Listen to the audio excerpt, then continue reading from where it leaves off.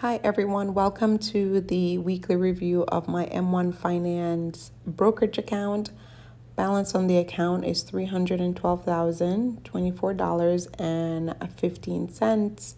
Before I get into the numbers, I just want to give you some background information. Hi, I'm Mona. I am now officially 42 years old. I celebrated my birthday last a week, so I am slowly creeping up to the mid 40s range. But seriously, I am just so grateful every year to be here on this planet. So many others have not made it to their 42nd birthday, so I always try to be just humble and appreciative and to not let getting older scare me, but just for it to be more of a gratitude process, that I get to continue to be here, to be present in the world, and be here with my daughter. So very happy and proud to be 42 years old and continue on this journey to fire. So now that I'm 42,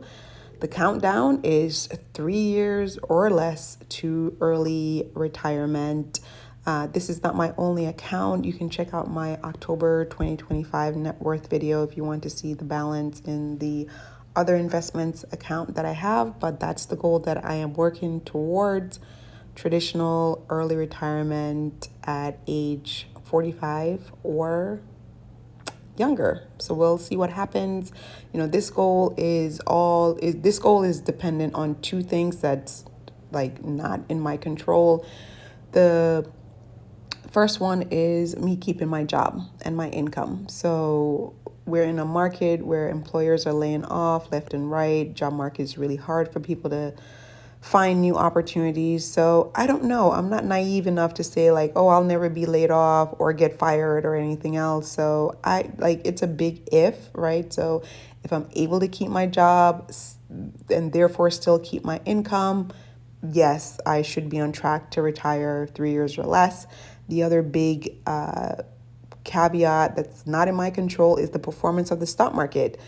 Yes, if the stock market continues its current performance, relatively within this range over the next 3 years, yes, I should be on track to retire early. But if it completely crashed, then no, I'm not going to be on track to, retire in the time frame I want, and I will have to work longer to make up the difference. So I have my goal, I'm working towards it, but I am not naive enough to think that it's 100% in my control. I just do the best in the circumstances that I am in for myself and my daughter. Those are the two people that I am focused on and just trying to secure our future. So, with that, let's jump into the performance for the past week. Overall, the portfolio was up $1,742.21, or 0.56%. I have three holdings. The first is a VU that tracks the S&P 500. That was up 0.15%, or $356.47. SCHD, shockingly, was up 1.95%, or $1,392.67. So before anyone gets happy about this increase, SCHD has just been such a horrible performer this entire year. So even with this increase, it's just horrible. And I'll show you in the overall performance when I get to that tab. And then QQQM was down 0.16%, or $6.93. Let's go ahead and look at the activity for the past week. So I'm continuing on the trend. Like I told y'all, I'm not aggressively investing for Q4 of this year. So I'm putting in minimal deposits. When I do my November 2025 net worth video, you will see that like 99% of the money that I was able to earn in the month of October all went to my life fund or emergency fund. And that's just what my focus is. It's not on putting a ton of money into the investments. Okay, so let's just start on November 10th. I put in $50. I got one buy. It all went to VU and I got zero point zero 0.08 shares. And then on November 13th, I put in $25. It all went to VU and I got zero point zero 0.04 shares. So for the week, I've put in $75. So if we just look at the recap, the week I started at a value of $310,206.94.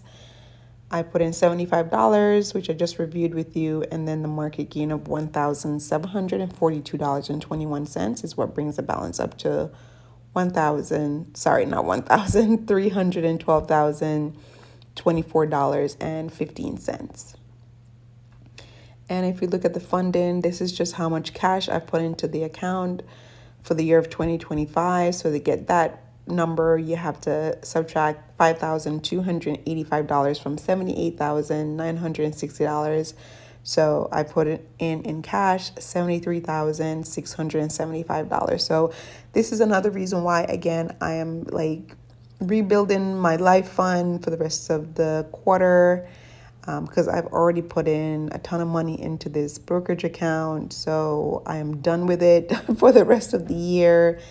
And it's just going to land wherever it lands according to the stock market. This balance might go below 300,000, just given the volatility of the stock market right now. And if it does, it just does. And I'm not doing anything for the rest of the year to try to get it back up to 300,000 if it does go below that balance. And in terms of overall return, the portfolio is up 19.11% or $50,052.57. The three holdings, VU is up 22.34% or $42,878.92. SCHD, like I was telling you, even with that increase for this week, which I guarantee you next week, like it would just like be in the red, it's up 9.6% or $6,393.14. Like, I'm not over exaggerating or being extra negative. Like, look at my cost basis for SCHD. I have deposited in cash into SCHD $66,561, and all I've made on that balance is $6,000. Like, people have made more than $6,000 on like $15,000 that they've invested in something. So, like, yeah, this is not doing good. And then QQQM, I'm up overall 22.61% or $780.51. QQQM, I'm definitely right now going to sell it in 2026. When, I don't know.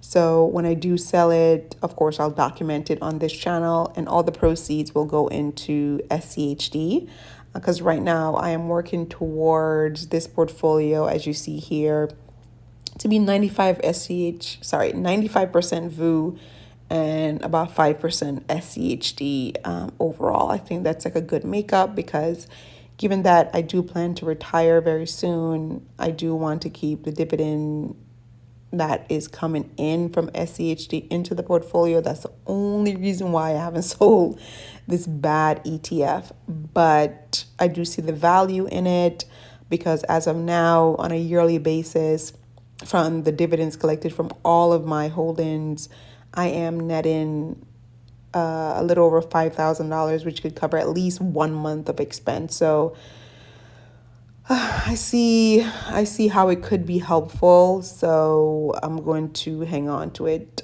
for now. But yes, the goal is 95% VU and 5% SCHD. And of course, I will bring you along the journey as I work towards just through my continuous deposit for the portfolio to become that future allocation at some point in 2026.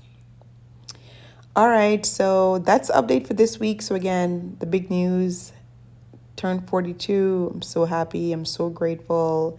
And I am going to just continue on this fire journey, continue to push, continue to grind, pending I keep my job and pending the stock market doesn't crash. All right, that's the update for this week, and I'll catch you next week. Bye.